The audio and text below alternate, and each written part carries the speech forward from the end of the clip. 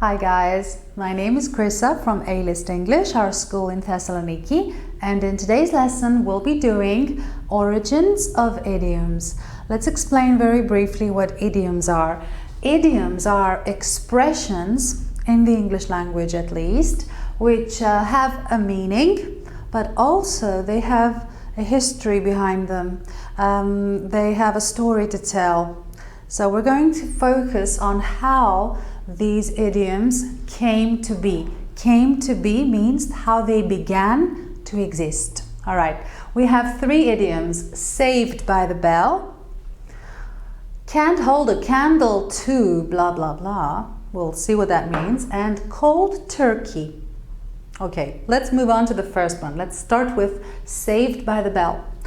Let's explain what it means first of all. When we say that someone was saved by the bell, it means that someone else was asking them a question that they couldn't answer, or they didn't want to answer, or they were asking them to do something that they didn't want to do, and at the most appropriate moment, some kind of bell rings. For example, a telephone rings and they had to pick up the telephone. The doorbell rings and they had to go and open the door. So in other words, they had to leave an uncomfortable situation. And in other words, they were saved by the bell. Okay, that's the meaning of this. I was saved by the bell. My teacher was asking me something I couldn't answer, and then her phone rang and she had to pick it up. So, oh phew, I was saved by the bell.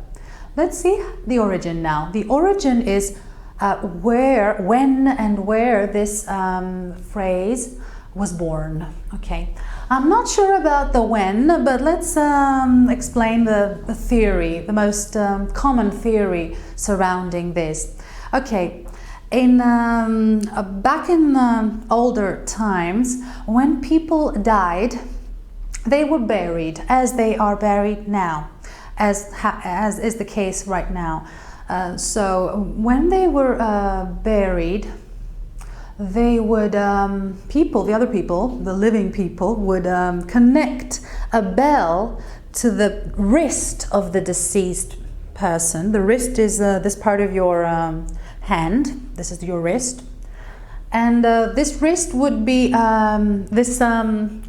this rope or string would be connected to the grave, to the part above the grave.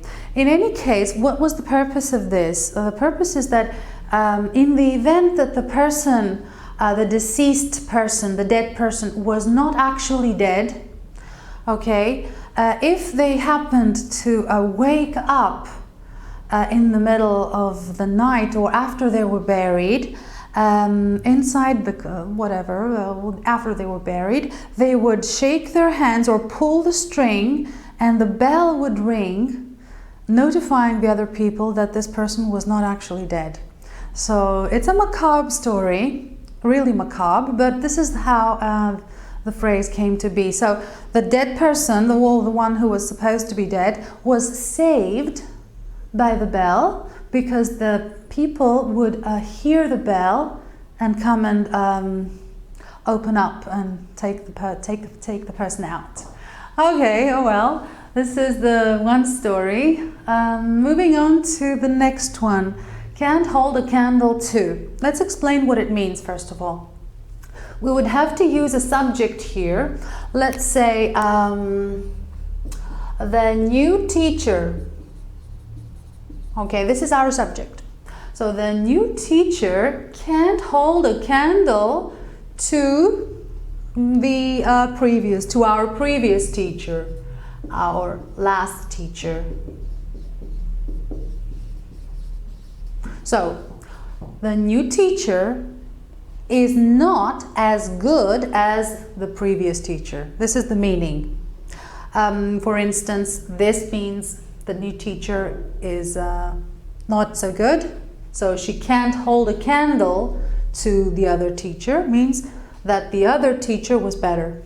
Okay, we can use it for people. We say, you are much more beautiful than the other girl, so the other girl doesn't hold a candle to you. She can't hold a candle to you.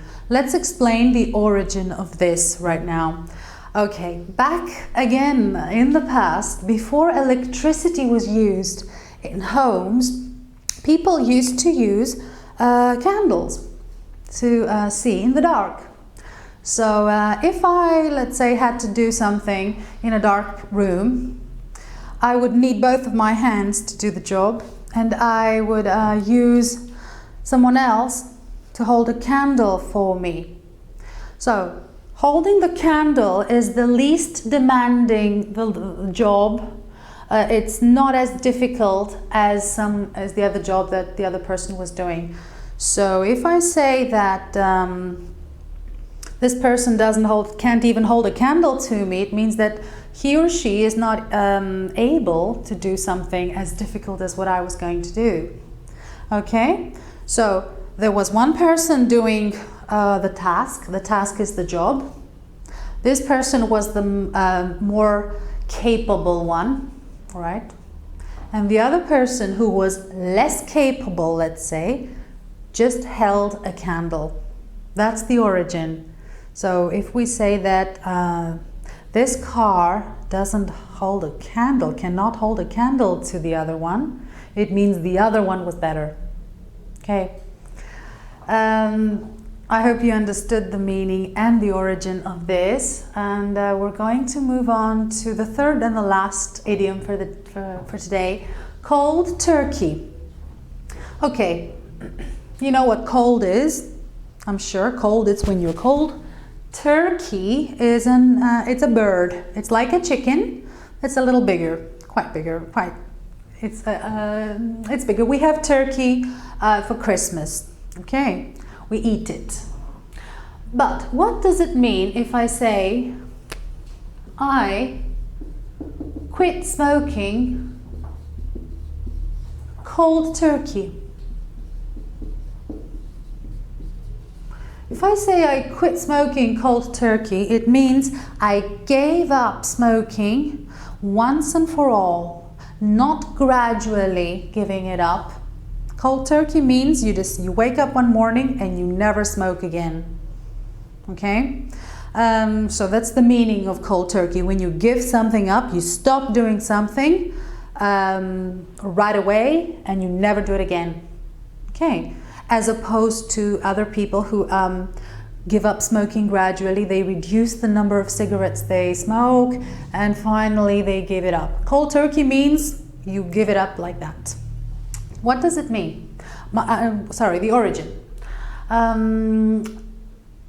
The origin refers to the symptoms of withdrawal. Withdrawal is when you stop something addictive. When you withdraw, you stop doing something addictive like smoking, like drugs. Okay, so people who give up an addictive habit like smoking or drugs, especially drugs, they suffer from a series of symptoms. And one of these symptoms for people who give up drugs is that their skin starts to get goosebumps. Goosebumps are when your skin gets these little spots when you're cold, those are called goosebumps.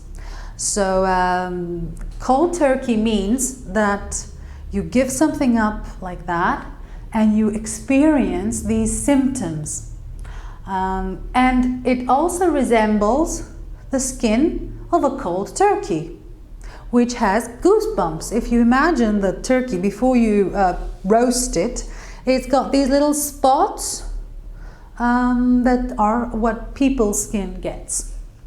So those are the explanations that I'd like to give you. I hope you've understood everything. I hope you enjoyed learning from this video. So till we meet again, bye bye. Please subscribe if you enjoyed this video.